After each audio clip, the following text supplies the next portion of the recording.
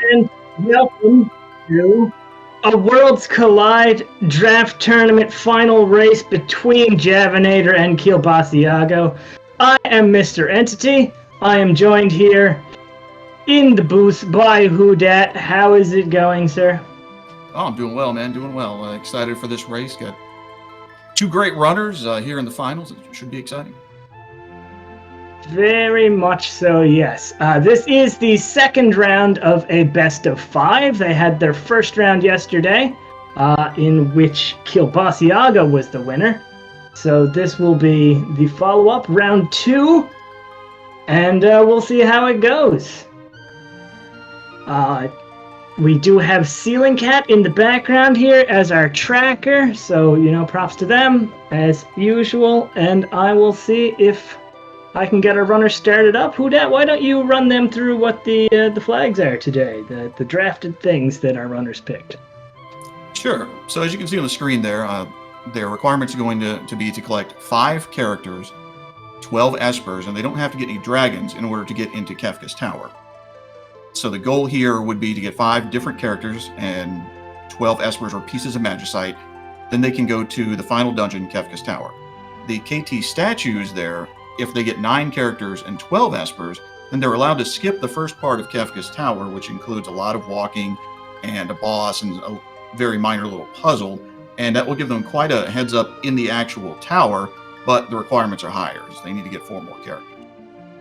As far as abilities go, those have been drafted to standard, which means that abilities are random and unique, and that will exclude X Magic and Possess. So the regular abilities that you're used to seeing in Final Fantasy VI will be randomized, but they will be unique. Nobody will have 2 of the same thing. No free progression. It's called no free lunch. Any check that doesn't require actually defeating a boss will not yield an esper or a character. The start is set to affluent, which means they will start with 4 characters. So 4 of the 5 required. 120,000 gold. 10 warp stones, which allows them to warp out of battles and out of dungeons, certain dungeons, and 10 phoenix downs to start. Stats are set to chaotic, which means that the character stats are going to range from 66 to 200% of vanilla, and the esper bonus chance, so the chances that an esper has a bonus that you get whenever you level up, is 80%. Experience is set to finesse. Character will start at level 3.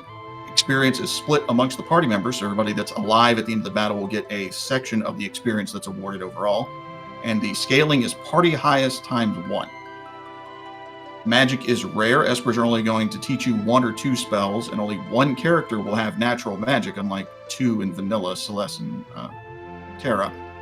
And Y remove is on. So Y remove is something that was added as an April Fool's joke earlier this year, but it's taken on quite a life of its own.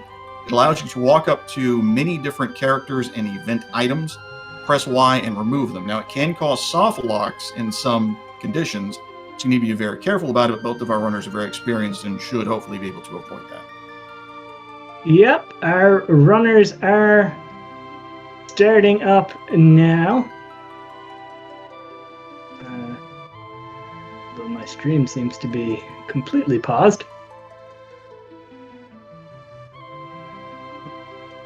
Oh, there goes Kielbasiago. I guess there's just a bit of a delay.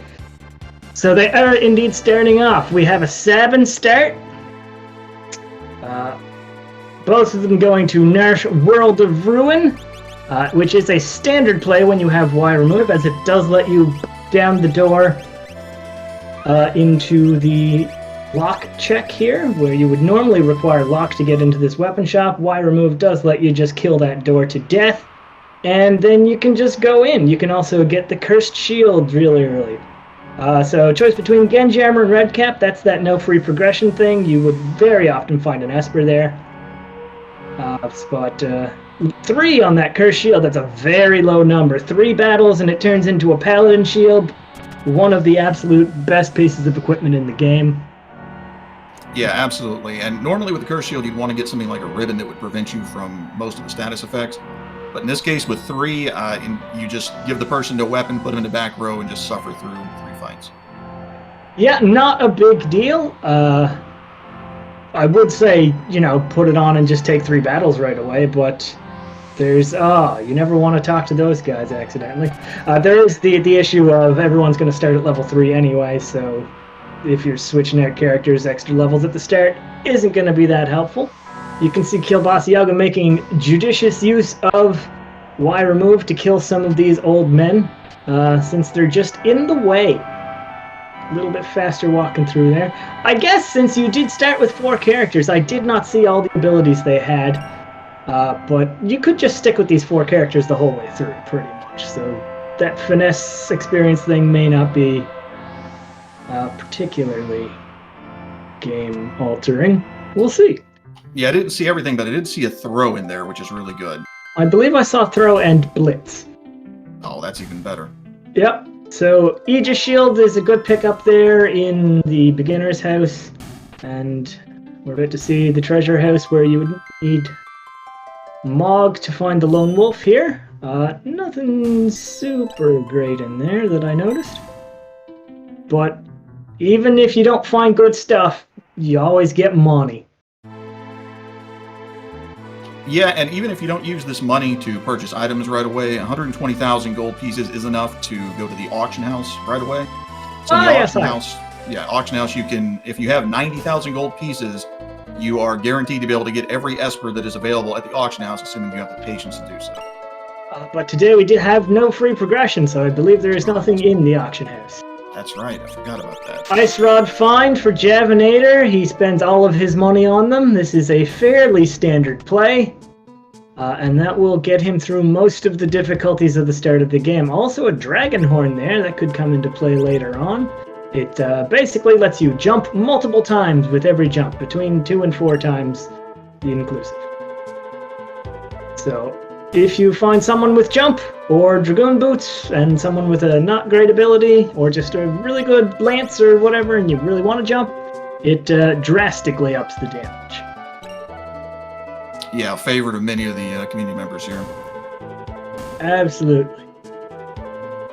And we are seeing Kielbasiago going for another of these standard opening loot places, the Returner's Hideout. There are a fair few chests in here. Nothing particularly special I'm seeing so far. There's an air anchor for sale in Javstown. I didn't see him buy it, so I'm guessing nobody had tools at the start. And if it looks like they're wire moving people with abandon, they are. There's a lot of hate and rage built up for a lot of these NPCs over the year. Ooh! Ooh, Lumina! What I would consider the single best piece of equipment in the game. It is a sword that you can use from the back row without penalty, which gives you 50% It's 50% out of 128%. Evade for physicals and magic. It has MP crits, which means if you have MP, you can use a tiny bit of it to automatically have a critical attack, do extra damage. And it can proc Pearl or Holy, depending on what translation you're used to. And because of the exigencies of the programming of the game, that Pearl will also be a critical, even though magic can't otherwise critical. And if you attack something that absorbs Pearl, it will always crit and heal him. Of course. Because that's how the game just knows. It's self-aware. Dragoon boots for sale there. I don't know that Kielbasiago got that Dragon Horn though, since that was in Albrook, where he has not gone. But on the other hand, Javinat0r didn't go to the Returner's Hideout and get an Illumina, so I think Kielbasiago's winning that toss-up. Yeah, this looks like it could be a definite power seed here. You know, easy Paladin shield, relatively straightforward Illumina and jumping strats. Atma weapons and thunder shields for sale there that Kielbasiago found. Those could be down the line. And yeah, 30 ice rods for Javinat0r. So ice rod, an item that you can use. It will break on the enemy and it will cast a full damage level 2 spell. So in this case, ice 2. Yep. And it does a lot of damage to a lot of things. Ice is not something many things in this game are immune to or absorb either, so I would say if you're going to find one rod, that's probably the most versatile. It's not going to be the weaknesses of things particularly either, but you're not going to run into a lot of things where you can't use it. Yeah, and I don't know if we've seen the stats that everybody has with these chaotic stats. It could be that magic power is off the charts or very reserved, but usually with Realm, who's in the party, that would be the person you would want to break stuff with, because by default she has pretty high magic power. And yeah, what, 51? That's pretty good. And we got a 59. And Sabin has 95 vigor. Oof. So Peoples is going to be doing some damage. Sabin also has 40-odd magic points, so it's a good one. These are pretty solid stats all around, I would say, for a random selection between 66 and 200%. Yeah, I guess the randomizing algorithm was in a good mood today. Very much so. I did see also that Javinat0r found a ribbon, so that's going to make getting that cursed shield undone basically free. And Kielbasiago is also going to find it, just going through the house in the opposite direction. Yeah, so they're both, they both know that they have a good bit of power. They see the same things that we do in general. At 7 minutes in, would you start breaking away and start doing checks and doing fights like it looks like Kielbasiago is doing? Oh, 100%. He's got an Illumina. He knows he can have a Paladin shield. He can win the game just with that. And, if you're Javinat0r, you have 30 ice rods. You can just kill anything. Interestingly, we got some skiing action going on with the throws. Capture on Strago, not a good thing. Oh, he does have tools. I guess Jav just didn't want that air anchor. Maybe because it's on Gao, who has tools and morph. So no basic attacks or anything there. Depends what you find, though. Javinat0r, normally a pretty frightening enemy, one of the ones you fight in the little dragon forest in the World of Ruin, but not too bad this early. But as you can see, it did do Blowfish, which does a guaranteed 1,000 damage. But now we know Blowfish. Now we know Blowfish. Just nobody has lore, so it's not that great. Oh, Javinat0r in the Returner's hideout, gonna find that Illumina. So, I would say, at the moment, Jav's probably got a little bit of an advantage just from those ice rods, but at the same time, Kielbasiago has found a very, very potent enemy to level up on right here early doors. Yeah, and I believe this basement is one of, if not the densest area to find random encounters, so this is a good farming spot. That's not something that ever occurred to me, that there might be differences in encounter rates by area. I don't know where I've heard that, but I've heard it multiple times, so I'm going to repeat it because it's got to be true. If two people said it, it has to be true. Well, yeah, especially if they said it on the internet. No one I know in real life talks about this. Well, you should know more people who play Final Fantasy VI, and everybody on the internet should also know more people who play Final Fantasy VI. Anybody who's interested in playing this game, by the way, can run by FF6WC.com and start up a run of your own someday. It's a fun game. And Jav now leaving South Figaro, as is Kielbasiago. Kielbasiago with the levels, all around level 12. Jav with the ice rods. They can both kind of get through whatever they want at the moment. Just in slightly different strategies. Jav moving everyone to the back, because he's obviously expecting to... Well, aside from Sabin, Sabin has natural magic, too. Aside from Sabin, I would say probably everyone in that party... Who has Capture? Strago. Strago and... Yeah. They're going to be Ice Rod, and the other two have back row abilities. Yep. Kielbasiago bought a cat hood. Yeah, for only 4,400 gold. That's a great value. Yeah, cat hood. I mean, it's difficult to say it's the best hat in the game, because there's only 3 good hats in the game. But it halves most elemental damage, and it doubles the amount of gold you get from battles. And he's found a chainsaw, so that's a pretty solid upgrade for Gao from the auto crossbow.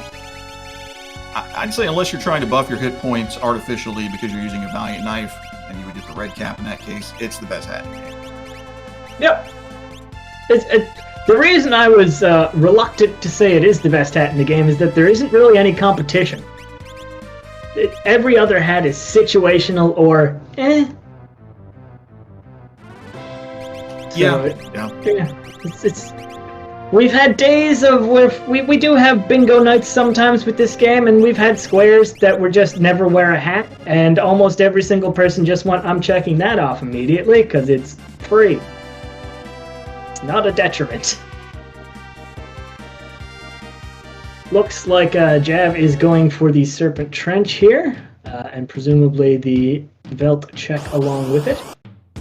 Getting both of Gav's things out of the way. So this check here, you need to do it with 3 characters, and you need to find an enemy. I mean, it will just be Lobos for Jav at this point, because that's the only default enemy that will show up on the Velt. Once Kielbasiago gets down there, we will be seeing Tyrannosaurs. Right, every enemy that you fight, excluding most bosses, will show up there, or has a chance to show up there. And there's a 5 and 8 chance that you will get the event here, like they did, like Javinat0r did, and get Cyan in this case. Assuming that you are fighting an enemy formation that has 3 or fewer enemies on screen, it can't be a back attack, it can't be a pincer attack, it can't be a side attack. So, the odds are a bit difficult to calculate, really, but 5 and 8 and have the right things show up. Yes, and the moon must be in the 7th house. Yes. And Saturn has to be occluding Ceres. So, we got a Cyan, who is immediately going in the party over on Jav's side. I did not see what he had. But, again, pretty solid stats. Nobody's really got the short end of the straw on that yet. Cannot use the Illumina, but what are you gonna do? So as noted, Kielbasiago's got some dinos, because he has fought them elsewhere, and it just builds up and up and up, and what will happen is you actually fight them in a specific order, and then it just loops back to the start weirdly. So it's not actually technically random if you know where you are and what you've fought.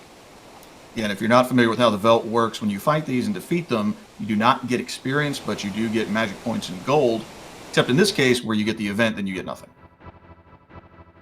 Good. Thanks, sir. So, Jav, in the Serpent Trench, Cyan has fight and control. I guess control is slightly better than capture, sort of. But mostly, it's probably just Cyan is slightly better than Strago in terms of stats and so on. Yeah, the only time I'd really want control is early game when I'm fighting something that I probably shouldn't be fighting, and then I can control it to at least stop it from killing me immediately. That is the main use, yes. So, we are having the racers kind of going in the same order here. In terms of where they've opted to go. Only real difference is that they've gone to slightly different shops. So, we will probably be seeing a lot of ice rods and, I guess, skeins. Early doors here for Jav and Kielbasiago with those extra levels and stuff. Can brute force a bit more, but, yeah. Does have Revivify, so that's an insta-kill on undead enemies, aside from bosses, which by default these days have a flag which disallow you from insta-killing them with lifestyle magics. Lifestyle magic, I like that. It tells you how to keep your house in order and how to get a good work-life balance. You know you've told a good joke when you receive complete silence in return. Oh, I'm just trying to think of what I'm allowed to say on this restream, and I'm not going to say it. But hey, look, they're completely following each other, even the same enemies. Heal rod! That's how you use a heal rod. You throw it directly at the back of someone's head. Yeah, because the game is trying to be helpful with heal rod and let you heal yourself. When you hit throw, it points it at you. So you need to make sure that you cursor over to the enemy lest you hit yourself to death with the heal rod. That may have actually not been an accidental kill, though, because we do have the split XP on, and maybe Kielbasiago just doesn't want to level up Cyan. Because split XP, for those unaware, in this game works such that whatever amount of experience you're going to get from a fight is put in a big pool, and then divided amongst whoever is still alive at the end. So you can kind of boost your level gains on some characters by having a dead one, or just nobody in that slot. And that is a way to go through when you have the split XP on. We have a Setzer find. Appears to have fallen out of his airship and landed flat on his face. He has Runic. I would definitely take that over control or capture, because it's useful. Although often overlooked in its usefulness.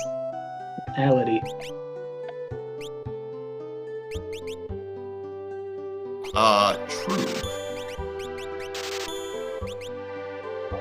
Kielbasiago here, still fighting his way through, doing all the punches. It should also be noted, we did mention the Illumina has MP crits. They can't actually do that yet, because in order to do an MP crit, you need your MP to show up in battle, which will only happen once you've equipped an Esper or learned a spell. Which nobody has done yet, because we haven't seen any Espers yet. So, Illumina, not the most useful thing in the game at this point, but still solid. We got a jumpy Setzer now on Javinat0r screen, Dragonhorn Dragoon Boot. And looks like Kielbasiago is going for the purchase of the Dragonhorn. So that find that Javinat0r had near the start of the game is not going to be that much of a change. Yeah, jump strats are really nice because it does extra damage, especially if you have a lance equipped, but it can also take a character off the screen for a little bit. So if for some reason you're worried that they might die, jumping is a good way to get them out of the way of enemy attacks. Yep, there are pros and cons to that. Such as if you're poisoned or condemned or something, if you have a status that's affecting you, it will continue to affect you in the air, so you can actually die up in the sky. Javinat0r jumps down a waterfall and finds an Atma weapon.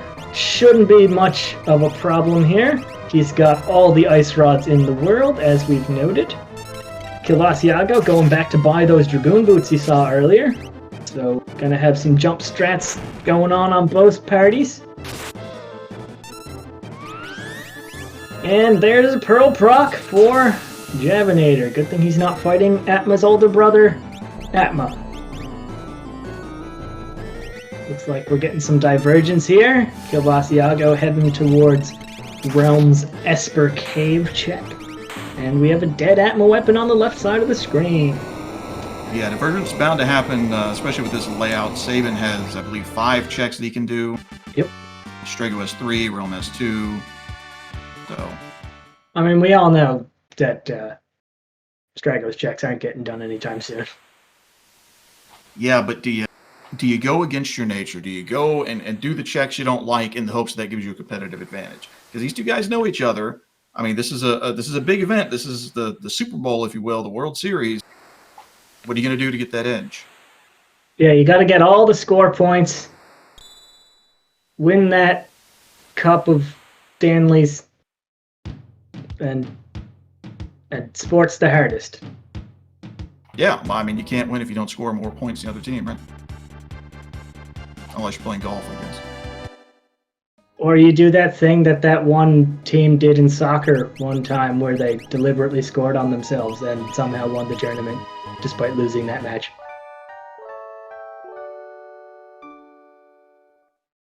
I know one thing about sports. Yeah. It's hiding in the hiding nights. The greatest rockabilly group ever to grace the nameless planet that exists in this game. And another character find here at Doma Castle, Mog. I actually looked away and did not see what the reward was for the waterfall there. But fast check. Easy, easy boss.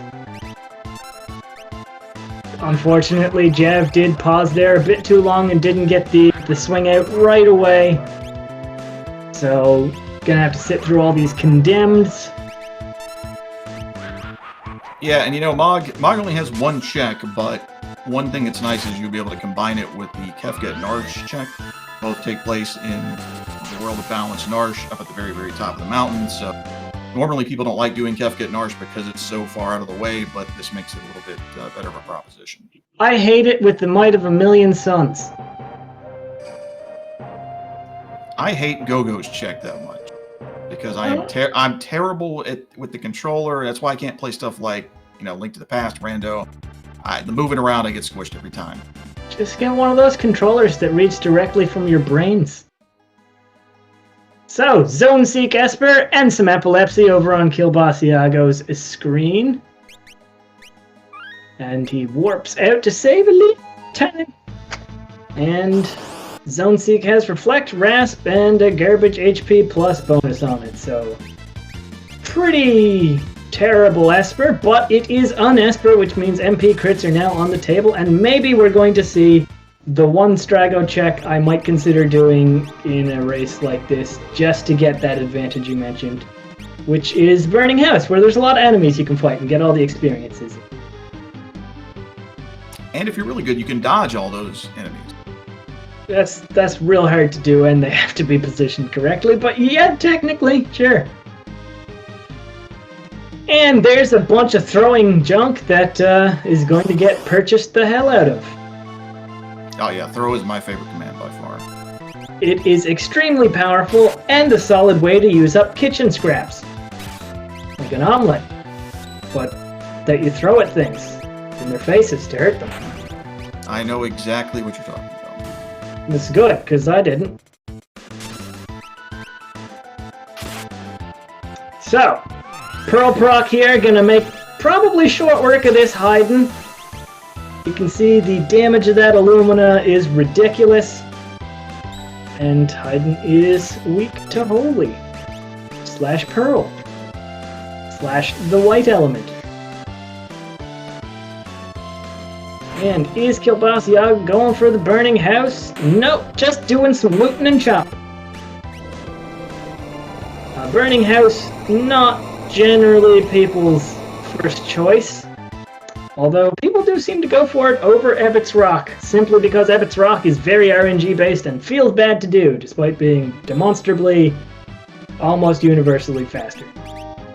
Yeah, I mean, you still got a couple of fairly straightforward checks, so you know, just playing the odds, you would want to go for the faster checks, I guess.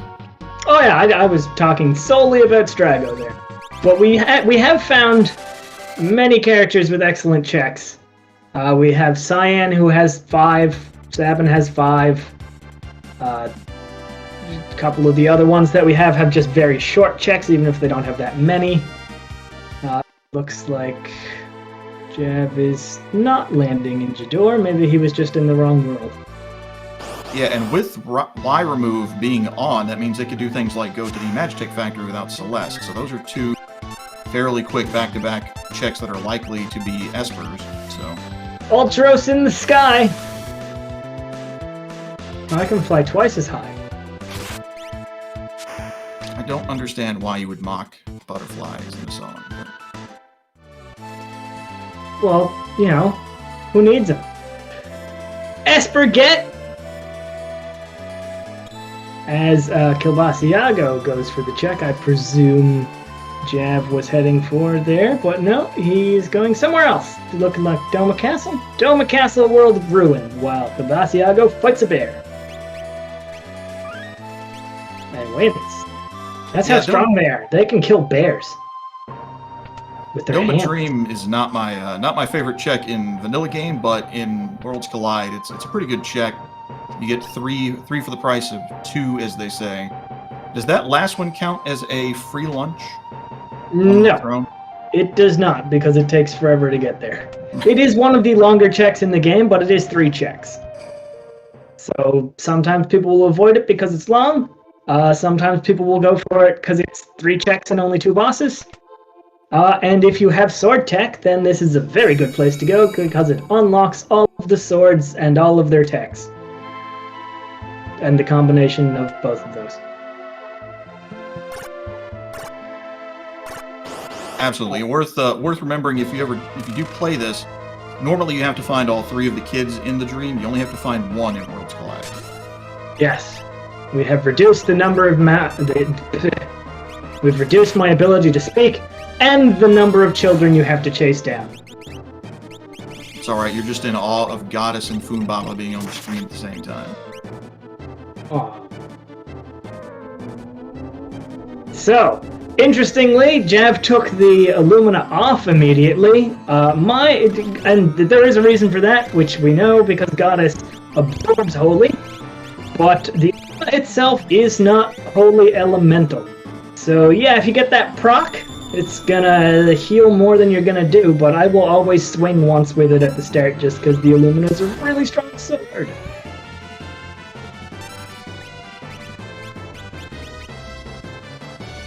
But it does look like Jav is having some issues here, taking a fair amount of damage, while Kielbasiago has killed the funnest of Babas. Yeah, Funbaba not usually a huge deal, just has a lot of hit points. Can be a little annoying when he's powerful. And that's almost a wipe for Jav here. This is not going particularly well for him.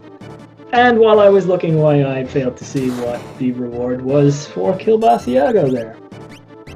And this is why I will never be a tracker. I was about to say, we have 2 screens to watch and neither of us saw what happened, so that's why I can't be a tracker either. So thank you to Ceiling Cat, who is capable of paying attention. It was the Esper Ifrit. Thank you, Cat.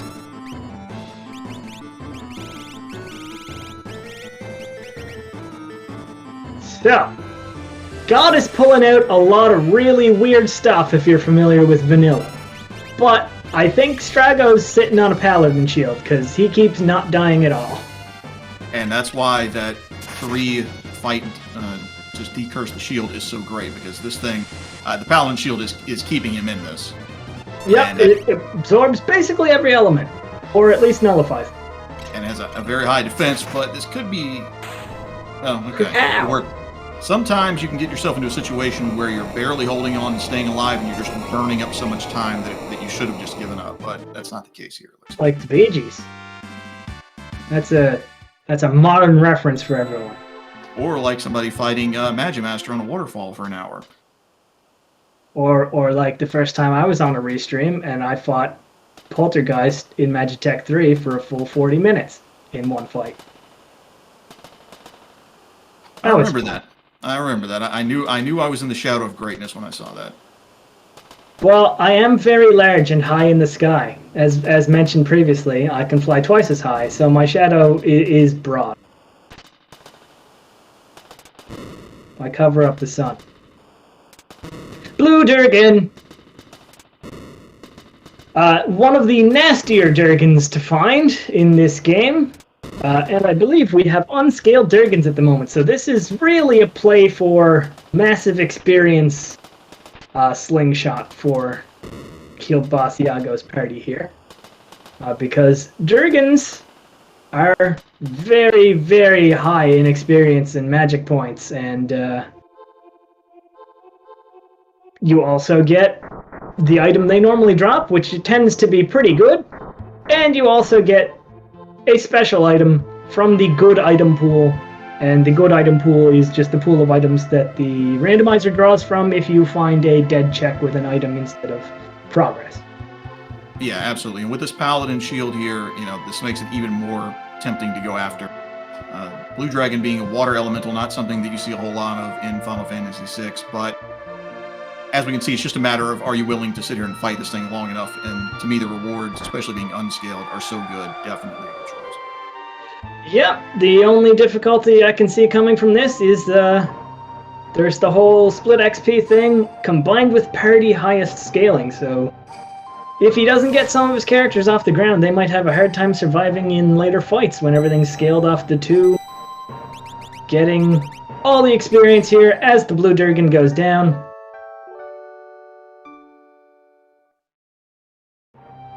and we will shortly see what the item reward is. A lot of spells learned, scimitar, standard drop, and force armor. Not a fantastic item, not a bad item. It really just depends on what kind of defense you're sitting on in terms of armor, and I did see a Cure 3 on that Esper, so that's nice.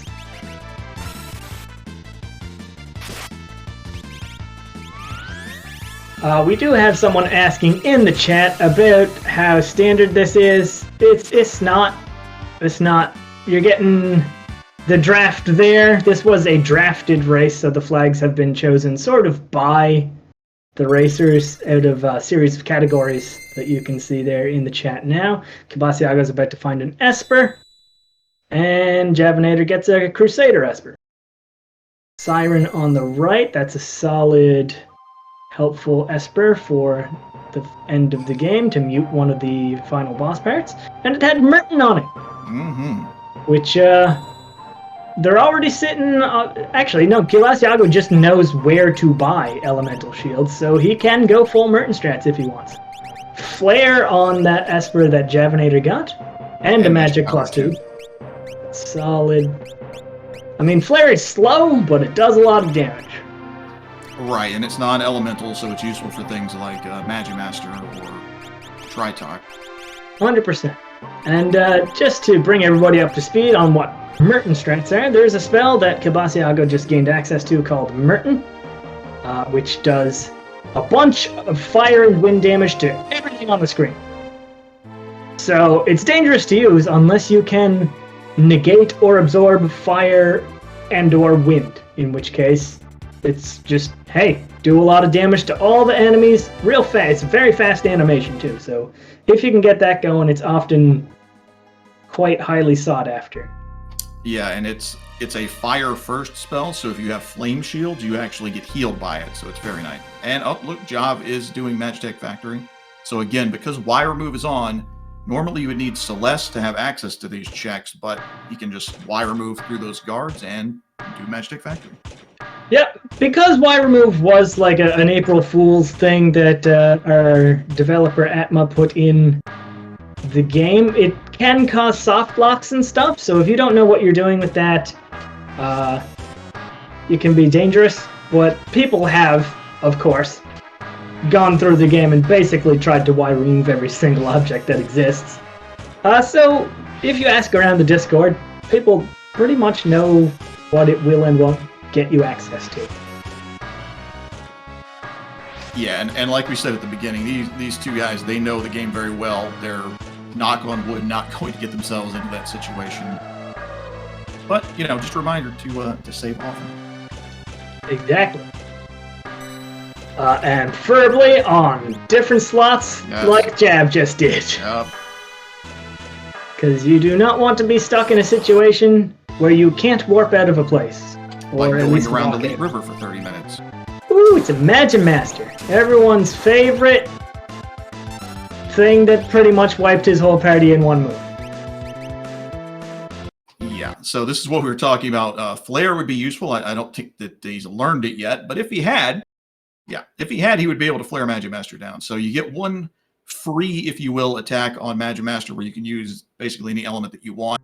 Then he will wall change and randomize the element that he is immune to or absorbs, and it's just a big mess. So you want to do either non-elemental damage or piercing damage like the throw. And you can use Berserk on him to prevent him from doing the wall change if it's the first thing you do to him. Yep. Kind of the only place in the game that Berserk has any real use, though sometimes people will use it to eke out a bit more damage from their attacks. And there is another niche way to damage him, which is kind of interesting if you use Quick, which is a spell that allows you to basically take 2 turns. He will not wall change if after the first one, I believe. So you do Quick, and you could, if you know that he's vulnerable to ice, you do Quick, Ice 3, and then Pass, and he will not wall change after that ice. Big pain in the butt to do, but it is a way to get yourself out of a sticky situation. Jav taking another pass at the Master of Magi here. See if he's got a different strategy. It helps that not his entirety. Talk good, me commentate. It helps that 3/4 of his party didn't immediately die. It's always good. Yep. So, you... Thank you for spelling that out, Boo. Now I will remember forever. So, Pummel here is a physical thing that ignores defense. That is another thing Magimaster has beyond his wall changes and randomizing his weaknesses. He has very high physical defense. So we have some Ninja Stars being thrown, some Pummel being thrown around, and some Runic getting used. Runic, unfortunately, not as useful as you would want it to be with the scaling of abilities. As you can see, Storm was pulled out instead of just a standard ice spell, and there's a lot of things like that that Runic can't absorb. Yeah, and one thing to watch out for if you use Runic, do not use a shield as an item or a rod as an item if you have a Runic up, because it will absorb your item. Yep. And definitely nobody's ever done that before. And yeah, so Throw is very strong and I guess just straight up ignores defense. I thought it was only the Ninja Stars and stuff that did, but considering the damage these other weapons are doing, it must be all of it. Yeah, this is why Throw is just an amazing ability to have. It's also kind of the only way to have a single character be able to access every single element in the game in vanilla. Aside from, I think, Mach. Doom! Double Doom! Whoa. That is nasty. Not only 2 Dooms in a row, but they both hit. That is not good for Javinat0r. That's very unlucky. Doom does not have a particularly high chance to hit, and at least one of those characters was holding a Paladin shield, which, you know, has some pretty decent magic evade on it as far as I can recall. Yep, Javinat0r getting the last laugh, though, because you can just remove your way out of that room without having to fight that battle. So you will not get the reward, but he can move past Magimaster. And he finds the number 2 rockabilly group of whatever this nameless planet is called. Vargas and the Ipoos. Also, Apple's least successful product. Also a third joke. And taking some serious damage there from that bear attack. Sabin goes down, but so do the bears with that fire, so it looks like the rest of this should be pretty easy to do. Kielbasiago takes out the leader, quote-unquote, in Doma World of Balance, and receives a Mog. And Jav gets his Sabin back up so he can have some experiences. Because obviously you're going to want your Illumina user to be the strongest. And it looks like Kielbasiago also going for the MTech 3 play. I don't know why I said 3. It's just MTech. It's MTech, and there are 3 checks, so Javinat0r's going for the MTech 3 play. Indeed. So this is not all that popular because there's this little cutscene you have to watch. When you get down here to the bottom, there's a save point where you could potentially soft lock yourself if the battles after it are really nasty because you can't warp out. Yep. And you have to fight 3 battles and 2 bosses in order to get 1 check done.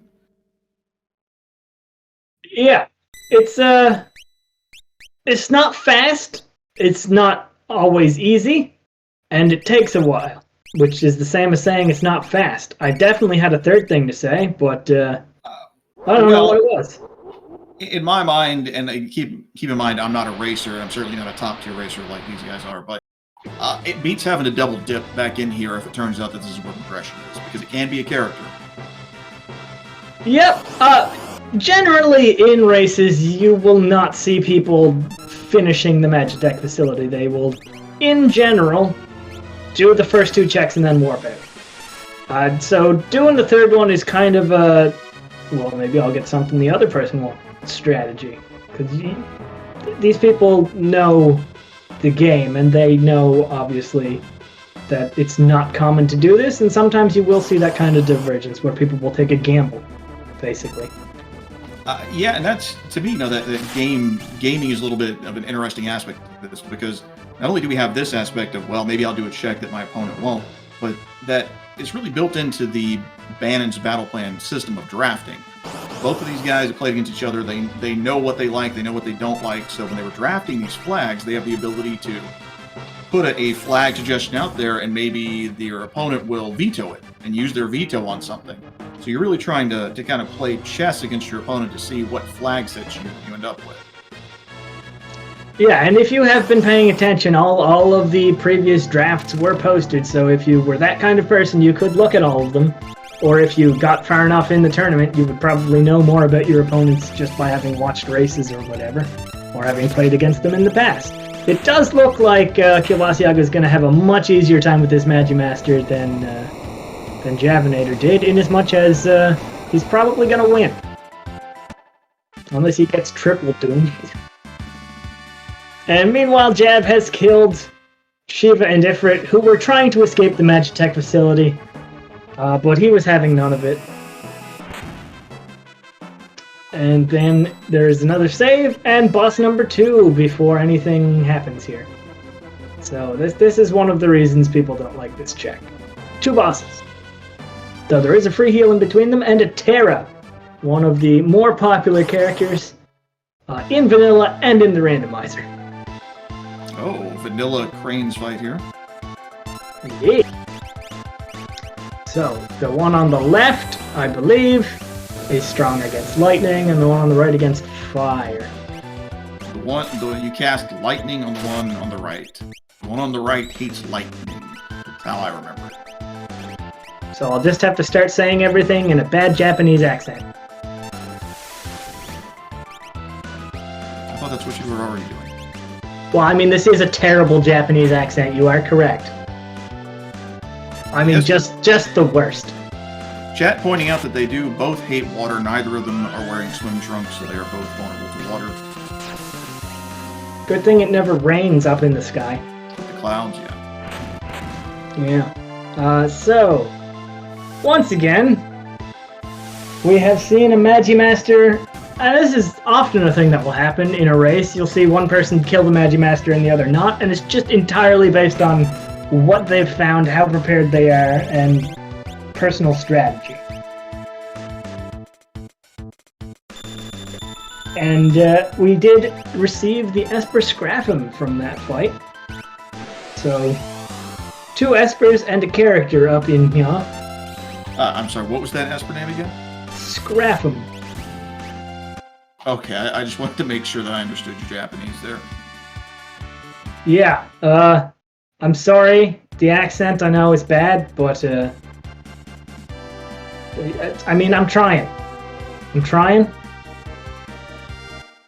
They kicked me out of Japan. Scrapham sounds like a hipster radio station. Scrap 104. The Tune Maker. That's what every radio station has as their slogan, right? The Tune Maker? I've never heard that one. That's good. Well, I presume they also all have a sideline as an animation studio. It looks like Javinat0r is going for the Lone Wolf check. Yeah, probably a smart play. Like we said, this is a lot of people really avoid Kefka, but it's not really that bad. In this case, the worst thing you can do is start walking up here and forget that you do need to activate Lone Wolf by going into that little building on the side. Definitely never done that before. Yeah. I actually did it for the first time 2 weeks ago, so I was on a good roll, but I got greedy. Was it like a Kaiser? Or a brioche? It was more brioche. I'm not really German, so. That's a good roll. Yeah, it's tasty. So, Mount Colt's play here for Kielbasiago. Weirdly, one of the Sabin checks that almost never sees anybody do it, despite it being fairly quick if you don't go for the treasure. And every time I do commentary, we talk about how nobody does this, despite the fact that it's pretty quick. Ooh, poor Locke. Come on now. Javinat0r just leaving Locke to his fate. Does not want... Already sitting on 8 characters. What is the skip in standard draft? I believe it's 9. I'd have picked him up. I would have picked him up too. Maybe he got paid off by Rachel's dad or something, but... Maybe. Who knows? So, here comes the Javinat0r check. I find it slightly odd that he left Locke there, but is getting Shadow. I guess Shadow has some checks. Whereas Locke really only has the one that would be opened up and be usefully fast. And there's the skip of all those soldiers. Not that hard to do, but also not something a lot of people has practiced. Yeah, well, so chat pointing out Locke has a free Esper, and that's true. But we already have wire move, and we've already gotten those Espers. But yes, in general, Locke has a really... You would want to pick up Locke if wire move is not on for sure. Yep, Kielbasiago finds himself a Bahamut Esper, putting him at 8-7. The opposite of Javinat0r. And this is the kind of deep, meaningful commentary you can expect when I'm doing a thing with my map. Javinat0r fighting a Guardian. Got all the waters. Today I learned that 971 is the opposite of 780. That's not what I said at all, and you know it. And so does everyone else. Especially me. As the person who said it, and always pays attention to the words coming out of their mouth. So, we have an Atma weapon here for Kielbasiago, 107's fastest checks, and it will be an Esper reward. Which will hey, Merton Strats from Kiel. 10-7-1. Yes, I think I forgot to mention that earlier. We did see Merton get pulled out. Setzer still apparently does not have a shield for it, which was the case last time as well. When he was fighting the Magimaster, it was the spell he pulled out right at the start, as one probably would, because it's a fairly strong spell. Well, Setzer is the gambler, and sometimes you lose. Really? Sometimes. Why would anyone do that? I mean, I think Setzer is this game's version of Uncle Mop, right? I don't know what that means. Is it related to Auntie Broom? In Final Fantasy IV, when one of the characters dies, he looks like a mop. Yes. And Jav going for the Welk check, the trifecta with the Terra get of these 3 checks all in a row, which is the ideal way to do them, except that he skipped the reward for one of them. And it's gonna die is the name of this boss. Jav still sitting on 20-some rods, which is the weakness of the boss, which is now very dead. Yeah, Softnum in chat pointing out that is Fusoya. I used up my 1 Final Fantasy IV piece of knowledge with Uncle Mop. That's about all I know about the game. Did you know that it was the 4th Final Fantasy? I had guessed that, but I didn't know it as a fact. Did you know that it was made by Squaresoft? That I did know. Well, your story's falling apart, man. 3 on an Esper there for Javinat0r, which is officially like the second, third damaging spell we found, but the second quick damaging spell we found. Turn this into a stream of lies. Kiel is showing some of the other decent hats that are out there, including the Magus hat. Magus hat doesn't have very good defense, but it does increase your magic power. Really nice to pick up early, especially if you're going to do something like rod strats. So when you break rods and shields, the amount of damage it does is based on the magic power of the person who used it. So if you can, you want to give that person as much magic power as possible if they're going to be your rod breaker. Yep. And then you want to berate them for breaking all your rods. Those are expensive. They are expensive. Looks like Kielbasiago's finally giving us a look at Daryl's tomb, whilst Javinat0r is heading into the sky, looking for Luta. By which I mean not the movie I watched last night, but a different floating continent.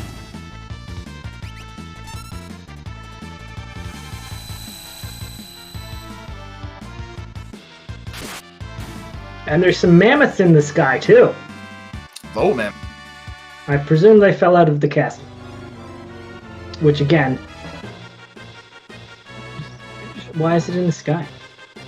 Nobody knows. Nobody's ever seen the real game before. It's just always in the sky in this randomizer.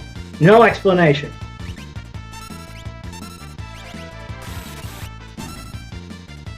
There's also some dudes. Are those the dudes that are worth a lot of money? They sure are. That's 30k for like a 10-second fight. Basically, any of the enemies you find in Mount Zozo are super rich. So if you find them... I mean, at this point in the race, it's not going to matter. But if it was a race where they were expecting to buy some stuff towards the end, it'd be a good thing to find. There's an Inferno! One of the endgame bosses. Not usually the nicest time, depending on when you find it. Interestingly, going for a Merton cast here. Yeah, that will kill at least one of the arms, or the whole thing can just die. Yep, that was a lot of damage. And we also have a Strontium Behemoth up in the sky. Everyone's in the sky today. It is for high day, right? It depends on how many joints you've smoked. Not enough, unfortunately. Well, then I'm gonna have to say no. Kielbasiago gets an Odin. And we're gonna see the end of the Strontium Behemoth here in a moment. There's an Ultros swimming through the clouds, having a nice old time, until someone comes up and throws Ninja Stars in his face, at which point he goes back into the clouds. Yeah, one thing to note about the Strontium Behemoth, so there are two parts to it. You saw the kind of gray part and the orange part. The second part there, while you cannot use something like Phoenix Down on it, it is vulnerable to instant death spells like Doom, like Quarter, and Demi, so you do have some options when you're fighting that second part. And then there's a Vanilla Air Force. A lot of bosses in their standard regions in this seed.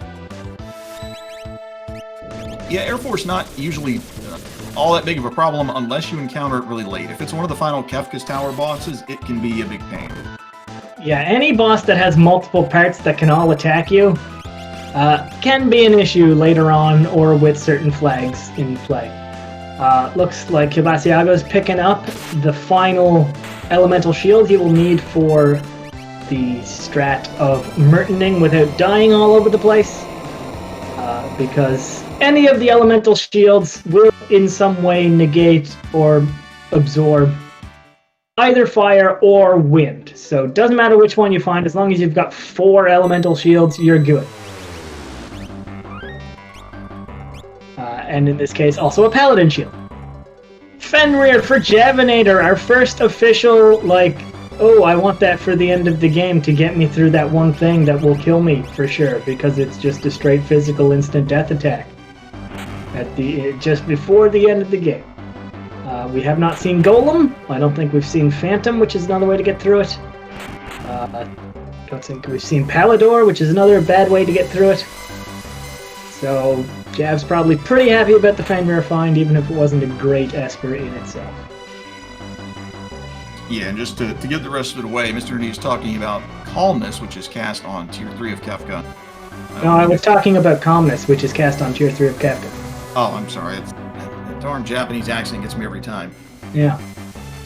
So, whenever you defeat the character called Sleep on Tier 3 of Kefka, he will use a physical attack called Calmness once or twice, and if it connects, your character just died. And given the way that the final Kefka battles work, if your character is dead when you move up a tier, that character will get replaced with one of your backup characters. And Kiel, 55 minutes in, going into Kefka's Tower. Yep. So, definitely ahead of Jab here, who still needs some Espies. So, Kiel looking like our front runner here, but we have definitely had many a race where the person in behind wins, because Final Kefka can be very nasty, and it's a long fight. Absolutely. Sometimes you can just send your people down the wrong of these 3 paths that he's going to have to cross and wind up with characters who can't deal with whatever shows up. And then you have to leave.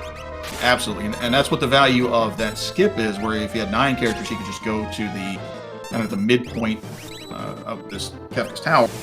That will allow you to put all of your good people in one side, do a battle, warp out, put all your people on another side, warp out.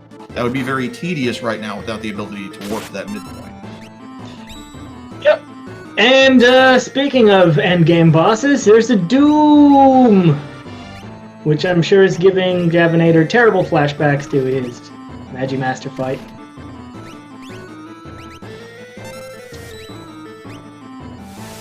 Yeah, Doom not the worst of the 3 statue bosses, but you know, all of them are rough. Anything that appears naturally in Kefka's Tower is going to be kind of rough no matter what. But he took care of it pretty well. Doom is the least worrying of the 3 statues, I would say. Yeah. To answer a question, I'm not sure what the series' score between the 2 of these racers is, but this is round 2 of the best of 5 for the finals, and currently Kielbasiago has won the first of those rounds. So if he gets this one, he just needs one more win to seal it. And Jav going for all of this area, finds a stray there, which I think had quit on it. Or I misread something that I saw for the barest instance. Ooh! That's not the greatest fight to find, but you can just run away from them, because that fight would take a little. Yeah, Master Pug just an annoying battle, and you get a pretty decent item from it, but at this point, he doesn't really do that. That's not an enemy you ever want to see. No. That's one of the nastiest enemies in the game, and there's a critic or Valley Garmanda for the connoisseurs, which, if you find him early, can be quite annoying, but usually at this point in the game you've got ways to get past his negation of all elements except fire and his massive defense, such as doing 10k with a fire scheme. And Master's little brother number 24 up on the floating continent as the boss. Not usually that difficult, unless, again, there's certain bosses that if you fight them at a point where you're not really doing a lot of damage but they've gained a few levels, they can be quite a problem, and that's one of them, because if you let him go long enough, he will just start, natively in vanilla, less than a third of the way into the game, start lobbing level 3 spells at you. Yeah, and his overflow ability, which sometimes he opens with, can be pretty brutal, especially if you've already queued up an attack. Yep. It will confuse you and make you use that attack on your own party, so. It's not the greatest, but interestingly, he's also weak to most status effects, so you can just turn him into an imp, for example. Pretty sure it's the only boss you can do that to. Yeah, it's always interesting to see stuff get imped. I think you can do that, and I think there's at least 1 or 2 dragons you can do it to. Probably. I've, for some reason, never bothered to memorize what the dragons are weak to for status effects. And Jav going for another shadow check here with the cave on the Veld, which is a fairly quick check. There is a boss at the end, and you get to peek what the reward is before fighting the boss. So if he doesn't like what he sees, he can just warp out of here and save himself a bit of time. Yeah, Elasto in chat saying he's wiped to an overflowed character with Genji Glove offering and double Valiant Knife. Yeah, it's gonna do it. More than a few times I've seen people do that. So it is an Esper for Javinat0r, exactly what he's looking for, as Kielbasiago is just about to start the boss gauntlet here at the end of the game. This point here is where you would warp into if you had 9 characters. Yep. So Jab is going to have that skip available to him, which will save him some time. Unfortunately, he's found some piranhas, which can be a massive time waster since it's a time-based battle. Yeah, mercifully, it doesn't take as much time as it used to, but I still think it's between, 5 and 55 seconds of these things before you fight the boss? Off the top of my head, I think it's 15 to 60, but I don't remember, because it got changed, and I never really memorized the newer number. Yeah, and these things are not particularly scary unless they're high level and they do a move called Hit, which can do thousands of damage to you for some reason. It's strong. Yeah, but they only have a couple hundred hit points even at this level, so... Yeah, they're generally not a concern. It used to be the time that the runners would go take a pee break, because it used to be 30 to 90 seconds, and people would just run to the bathroom. But now, you have the chance that it could be over really, really fast, so... you don't have that luxury anymore. Doom Gaze towards the end here for Kielbasiago, not a boss you usually want to find. Luckily, he is not a multiple of level 5, so wasn't instantly killed at the start. And we are going to have Javinat0r now getting his final Esper that he needs, giving him, you know, a solid chance to catch up to Kielbasiago, but we still remains to be seen how the final battle goes. It's always a big question mark.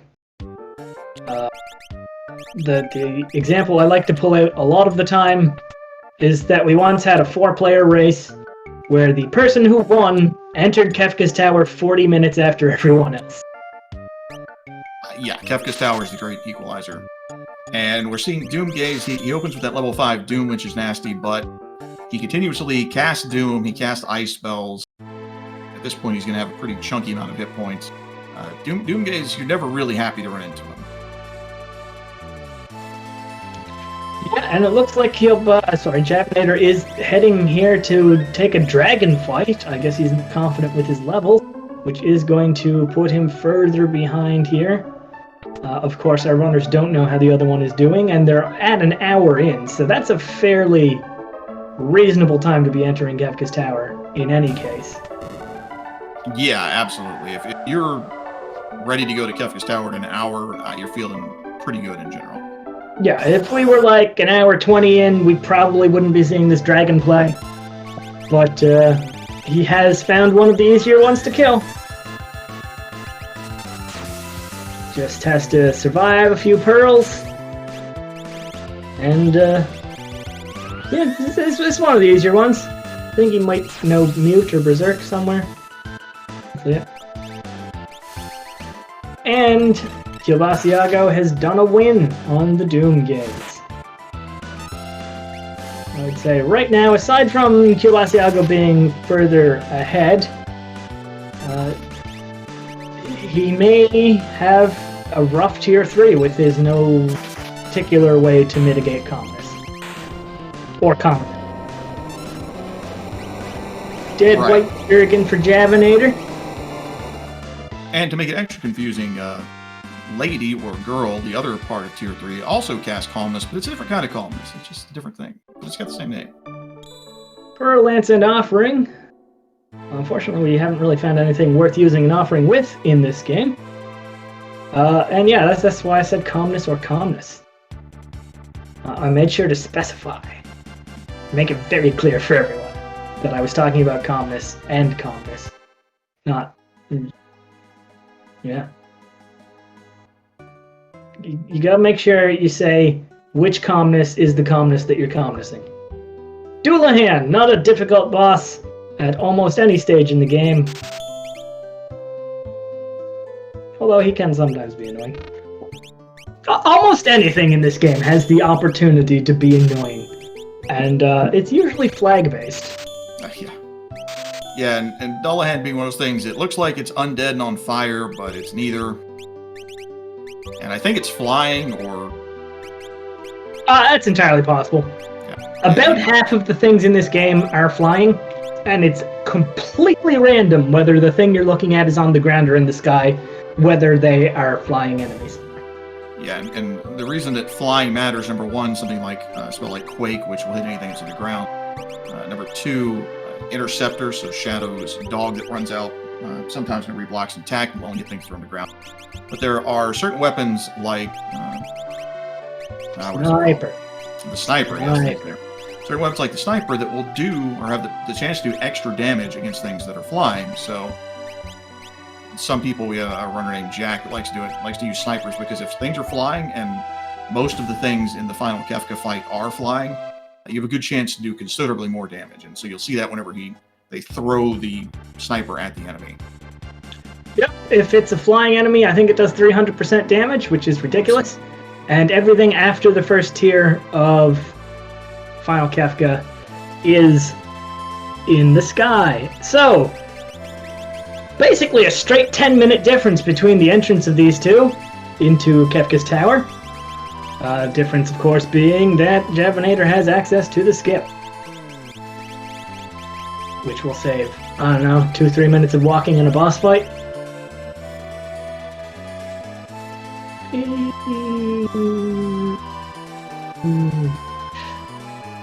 And right onto the switches with all the broken legs in the world.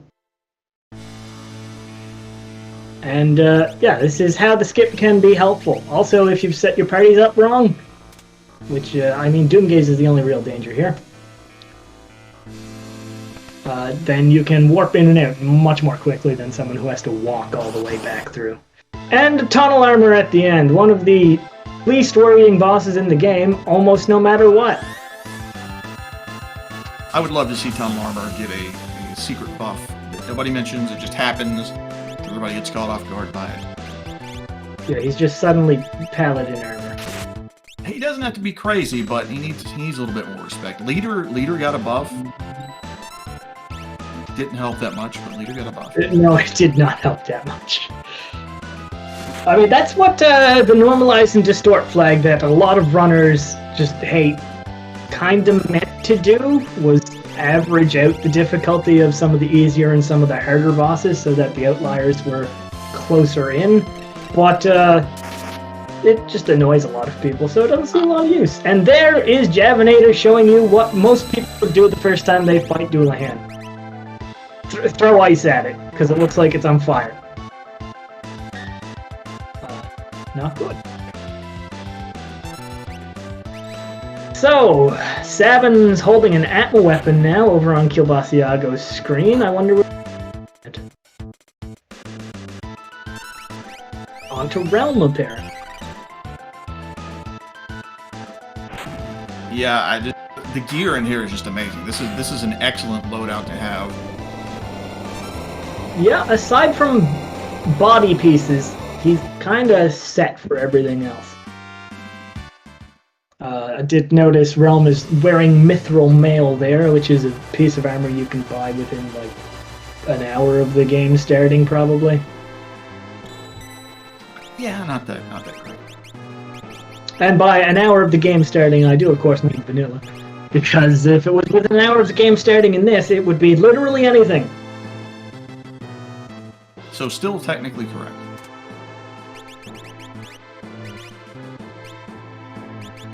Yeah, I'll take it. That's the best kind of correct. Kielbasiago at an hour 10, starting his Kefka fight. Thank you, Boo, for backing me up there. Meanwhile, Javinat0r. Atma weapon offering. I forgot the Atma weapons were available. That is a solid play with the offering. The Atma weapon, if you have played this randomizer before, but not super recently, might think it's awful, because it was, but it has basically been doubled in goodness. There's a formula for damage for the Atma weapon, which is based on your level, which used to involve and in vanilla does involve a divide by 64. So until you're level like 40 or 50, it does pathetic damage.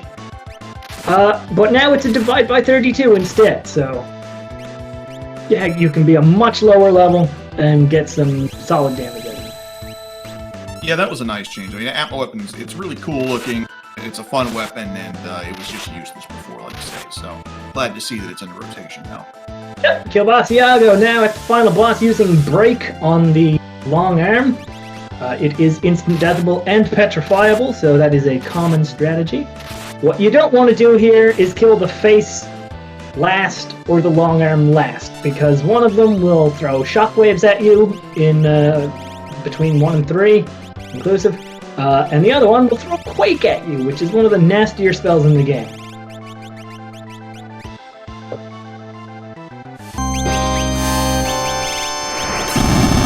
Yeah, I like to say in general, you know, you can kind of do whatever you want in World Supply, whatever you feel is the best way to beat stuff. But when you get to this part, when you get to the final step, you can do things in kind of matters. Yes, these final bosses are kind of the most tricky part of.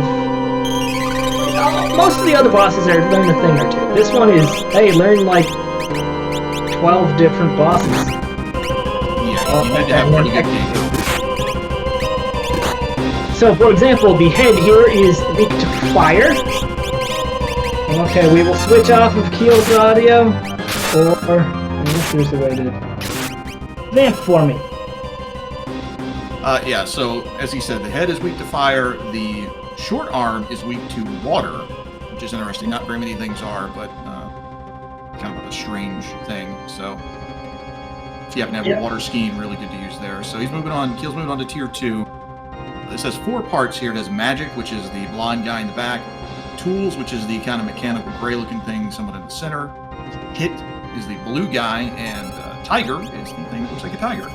So in general, what you want to do ideally is cast stop on hit on the blue guy. You want to cast mute on magic, the guy in the back.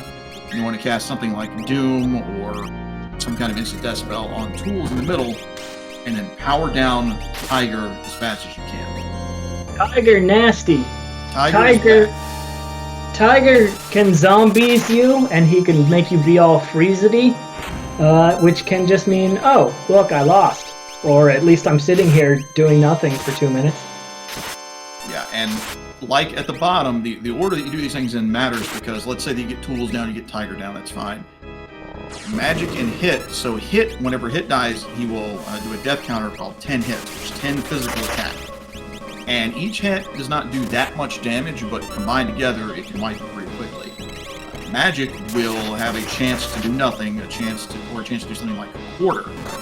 So if you get into a situation where you're just murking constantly, and you get to go, magic gets to go first, you can quarter your party, and then hit can 10 hit you down and kill you, and then the battle's over and you move on, you've lost one or more of your main characters. So important to make sure that you take these things down in the right order and you prepare yourself for what you're going to.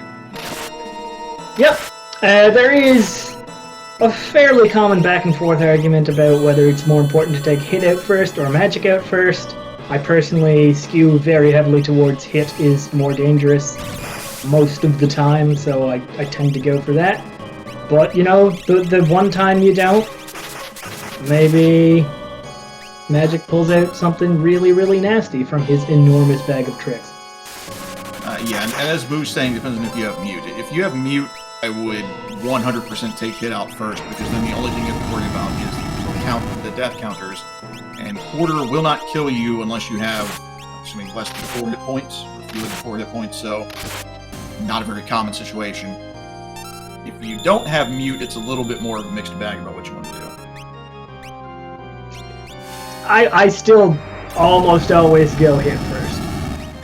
Just because, Yeah. Okay, Jav has made up 5 minutes here.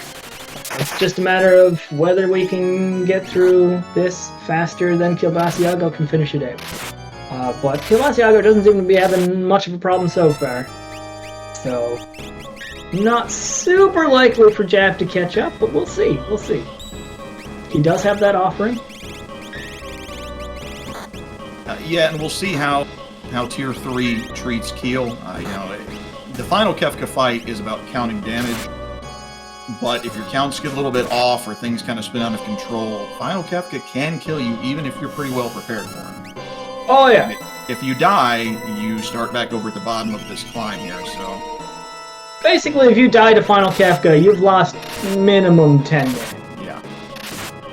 Unless you're ridiculous. I think the fastest I've ever finished this whole thing is 8 minutes and something. Which is stupid fast. I think I did it in 6.5, but I believe I literally had 3 people who had Valiant Knife, Genji Glove offering. Yeah, well, that's a ludicrous setup. It's You've gone it's a once in flat 10 there. years kind of thing. Yeah. Kielbasiago on to tier 3, Girl and Sleep. So Girl here has 10k health and absorbs every element. So you need some non-elemental stuff to kill her, and you want to do that first, because if you kill Sleep first, she will just resurrect him. With life 2. Mm-hmm. And he'll cast Calmness when he dies the first time, and then he'll get brought back, and he'll cast Calmness again when he dies the next time. So Yep, we were talking about Pearl procs and, happening at bad times. This is what I was talking about. Seemingly every time I hit Girl with an Illumina, it procs Pearl, which is... That's why you swing with it once and then let everyone else take care of it. Yep. Jab on to tier 2 here. And, as we mentioned before, Javinat0r has Fenrir, which will block Calmness from hitting. Kielbasiago has nothing. So he might lose some very important characters here. It's going to be a complete question mark. Yeah, I don't know what Calmness' hit rate is. I would guess that the person with the Paladin Shield's likely to be okay. But it's still a gamble. Mm-hmm. That Atom weapon, I guess, actually, Kielbasiago also found an offering at some point. So that thing I said earlier about Javinat0r having an advantage from the offering, just pretend I didn't say that. Oh, he does have Japanese, Palador. nobody understood it. Oh, that's good. So, Palador is one way to stop Calmness from doing stuff, but then it will just hit the person who jumps down first. So that's a realm gone, which is not the worst character he could have lost. No, that was as other than her blocking, that's as good as could have gone. The first person to land got the killing blow, so you only lose one character. Yeah, that's not a common strategy, because you have to be pretty sure about your numbers there, and have Palador, and cast it at the right time, and then hope that you're missing out on Meteos, and having the first person kill it. So it does a thing, but it's not easy to do. Yeah, don't gamble on it. So with Meteos, whenever Sleep gets below 10,000 hit points, he will start casting Meteo, which is a really terrible spell that you cannot runic or reflect, and that can really get you into a bad situation.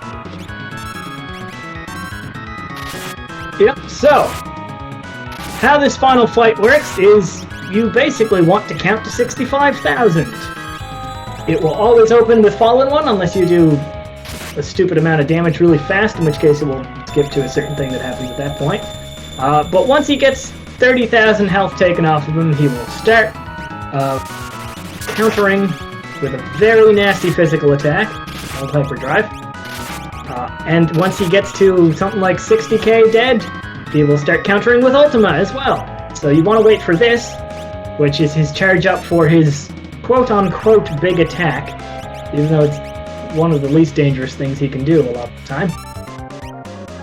And in this setup here, he will not counter anything. So you just swing away with everything you've got, and making sure to keep track of where you are and be ready to heal at the end of it. Yeah, it looks like Kiel's pulling out all the stuff, taking off his shields and breaking them. Yeah, this is probably going to do 1,500, 1,600, maybe 2,000 damage, depending. It's dangerous, but it's usually not. Usually not, unless you get here really low leveled or something. Or you're Cyan and you're just not prepared. Yeah, you had 150 health to start with. Don't know why he's getting rezzed. I guess you need someone to throw items around. So, Cure 3 coming out.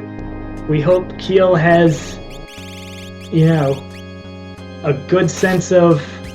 And that's why Havoc Wing sucks! Yes. a good sense of the numbers here, because if he attacks and Kefka happens to be in that Ultima countering phase, he could just die. Yeah, so a rare thing to happen there, Revenger. Kefka usually does not cast that, but he can from time to time. He casts Revenger on you, it will remove your positive status effect. So if you had life 3, for example, and he casts Revenger on you, it will remove your life 3 status. Which, not to point anybody out in particular in chat, but it has messed people over before, so. Here comes Beyond Chaos 2. Electric joke. And we will soon probably have a dead Kefka. We will hope for Kielbasiago to get through this, unless we're Javinat0r. Sorry, I'm being corrected by the folks down in the truck. Turns out that has never actually happened before, so I was just wondering. Oh, well, remember better. And there is a win at 122.09 for Kielbasiagos. Yep, get your GGs out, everybody. That's an excellent time by just about any metric there. Yep. So GG's to Kielbasiago. We'll see if we can figure out how to interview him. I guess I just invite him in here.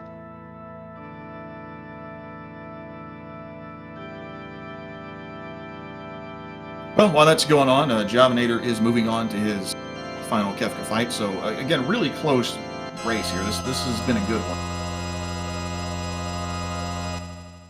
Yeah, I mean, it's gonna be within a couple minutes here, so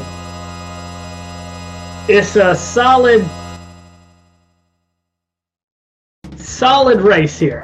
Javinat0r was 10 minutes behind a while ago. Definitely had some trouble finding those last espers, but we're gonna wind up with 4 or 5 minutes between them. Well, and as somebody mentioned in the chat, I mean, the difference could be the Magimaster fight. Very possibly, yes. We are now joined by Kielbasiago. GG's, sir. GG's, hey there. Hey, GG's, Kiel. So you are now 2 wins out of 3 required to beat Javinat0r. How you feeling? Feeling alright. I don't know, if we keep it standard, I'm pretty sure that I'll do pretty well. And this was a pretty standard one. We also got like crazy stuff, so that helped too. Yeah, the gear that the game was handing out today was ridiculous. Yeah, it was just like top tier item after top tier item, or at least expensive, like you could sell it. Yes, very much so. And the Paladin shield at 3 right off the bat as well. Yep. So there's not too much to say about that one. It was pretty much just the Realm and Sabin show, except I kind of fumbled with Sabin at the end by giving him offering. But so I'm kind of curious. You didn't get the traditional kind of calmness mitigation, but you used that Palador very, very well. I mean, other than Realm dying, that was just about textbook. So were you worried about that the whole time? No, not really. As long as either Sabin or Realm survived, then I would have been fine. I wasn't scared at all. Yeah, that Palador was beautiful. You pulled it off perfectly. You jumped. I think I dodged the immediately tried to meteor you and missed completely, and then the first person to land killed him. Yeah, so that felt pretty good. I can imagine. Yeah, and just to break in here, Javinat0r finished with a time of 124.50, so GG's to Jav there. We'll talk to him here in a little bit. Yeah. So the only wrinkle I really saw in the the chaotic stats could have been weird, but they were incredibly generous. But the finesse experience, how do you feel about split experience in general? So I think, and I've talked to Elastoid about this, but finesse XP is pretty much overtuned. So if you run 4 characters, it's the same as standard. Like you'll get the same party XP overall as if you were running the standard experience. Yeah. So it's just even more if you run a 3-party team. I don't mind it too bad. It does take some finesse, especially if you try to go 3 characters anytime. Yeah, I think you were the one that killed off Cyan in the Serpent Trench. That sounds right. Yeah, I think you chucked a shuriken at him or something. I think you rotted him right in the face. But yeah, I guess you knew already you weren't going to be using Cyan long term there. Yeah, I had trouble thinking on who I wanted as a fourth. I regret not bringing Strago. Just because he had 1 Blitz, 2, he had okayish magic. But I don't think it made too much of a difference. Gao did plenty fine with Merton. Yeah, Merton got you, did a lot of work for you there towards the end. For sure. Yeah, I did make one mistake. I meant to turn Setzer into Dragoon, but I accidentally sold the Dragon Horn for offering. So I kind of... Because I was going to give him a weapon and then have him jump, so he at least did something. Yeah, I saw you go out of your way to buy the Dragoon boots, too. Yeah. So that can't have felt great there at the end, being like, oh, I set this up way at the start. Yeah, it's only like a minute or two lost. It's fine. I mean, you still won, but yeah. When you entered Kefka's tower, Jav was like a bunch of espers behind you, but you got in Kefka's tower 10 minutes before him, but then he had the skip. Okay. Basically, he went from 10 minutes to behind to a couple. 2 to 3 minutes there by the end of it. So he did catch up. So maybe things could have gone nasty if you'd run into something unfortunate. Well, the big problem he had was that he ran into Magic Master and was just not able to take him down. So it took him a couple of tries. Yeah, and he eventually just ended up removing Shiva out of the way. That's unfortunate. Whereas you walked in there and went, oh, it's Magic Master. Oh, it's a dead Magic Master. Yeah. Best friend Ninja Stars. Yeah, if you get to a Magic Master and you're more prepared than the other person, it can make a significant difference in time for the seed. Mm-hmm. So yeah, that was the second seed where Throw has pretty much carried me hard. Throw is, without question, one of the best abilities in the game. It is it's real dumb. It ignores defense. You can buy ammunition for it, and you can use up all the stuff that's sitting in your inventory for extra damage. Yep. It's real good. So, I didn't really have many questions. As you said, it was kind of a fairly straightforward seed. So, do you have any other thoughts about it? No, not really. I'm glad that I vetoed strong abilities. And you wound up with Throw anyway. Yeah. Well, I just really don't like spamming Bum Rush the entire hour and a half. I get real bored playing.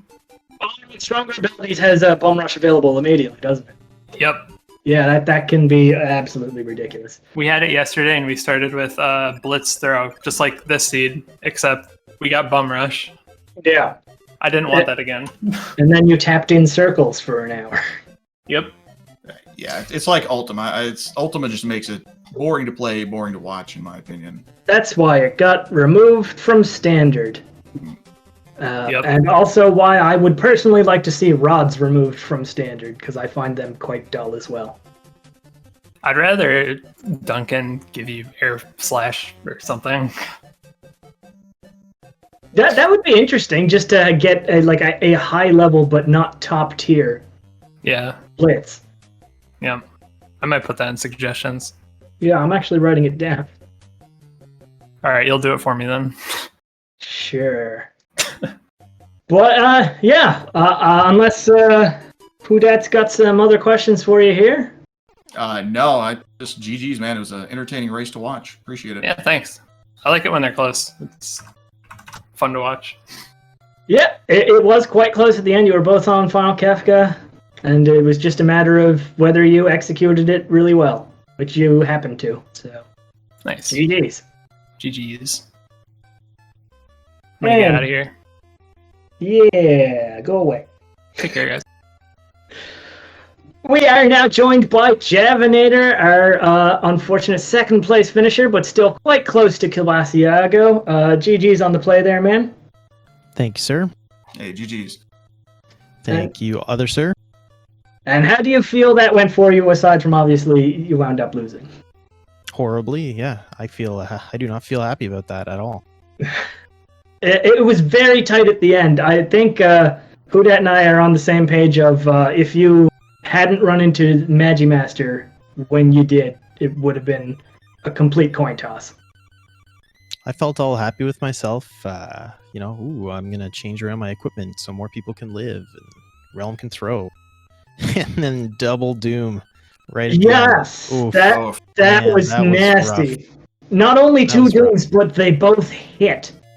Indeed they did. It's not a very accurate spell. That was terribly unlucky. Yeah, and I'm like, given that it's no free progression, that was almost guaranteed to be an Esper, so I would not have pushed through to Magitech 3, which is a lot of time. So that was a pretty unfortunate one. My controller was not working a couple times at the start of the seed. Ooh.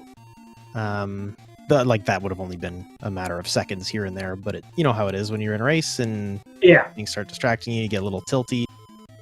Had to go grab batteries for my wife at one point. So it's like, I kind of wish I'd lost by like 15 minutes, because then I'd be like, hey, I got smoked. That's okay. Yeah. So I'm a little bit like losing by, it would have been almost 3 minutes, just about 3 minutes. Like GG to Kielbasiago, the guy's a machine. So like, I don't mind losing to a great racer like that. It's just when it's that close and you can point out some specific stuff, it's like, oh, man, that's rough. I know the feeling. Especially when it's like real life physical stuff that does it, as opposed to, oh, maybe if, I didn't need to get batteries or whatever.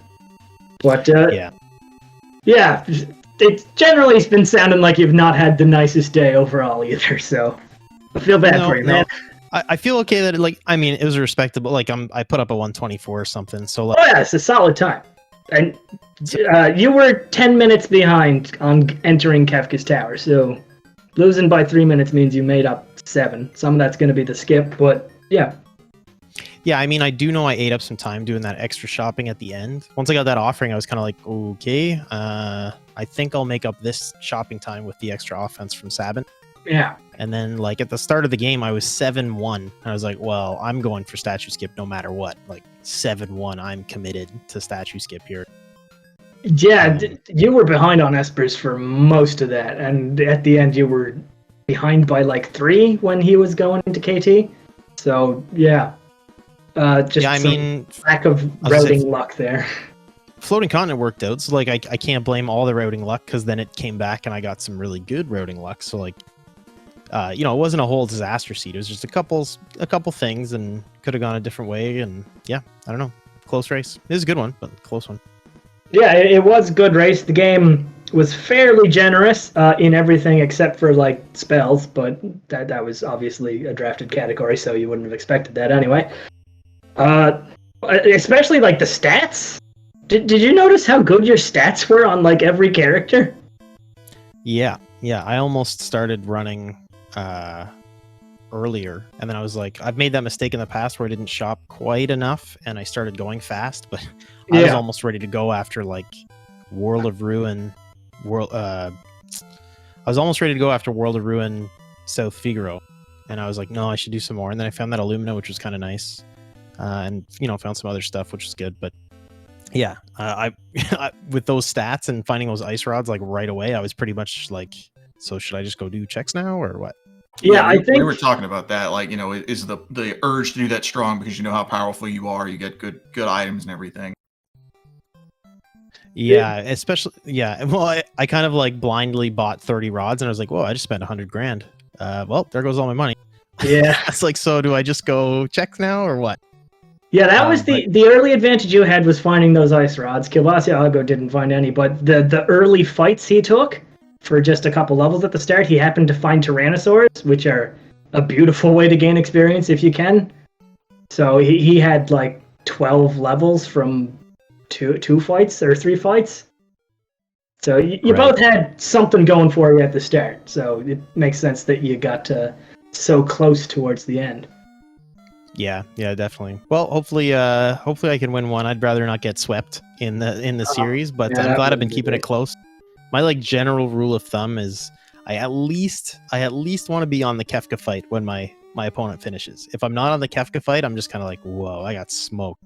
So I'm like ending tier 3 as he finishes the fight. I don't feel too bad, but no, it was definitely close at the end.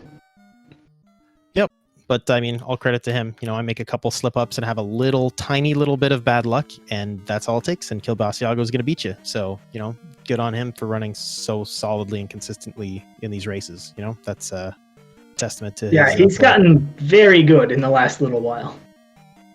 Because he hasn't been around for super, super long in the Discord. But, here he is at the end of a tournament. Yes, I don't really have any other questions, so unless Hudat's got something. No, man, just GG's, and it was a really entertaining race, and we'll see you again next time.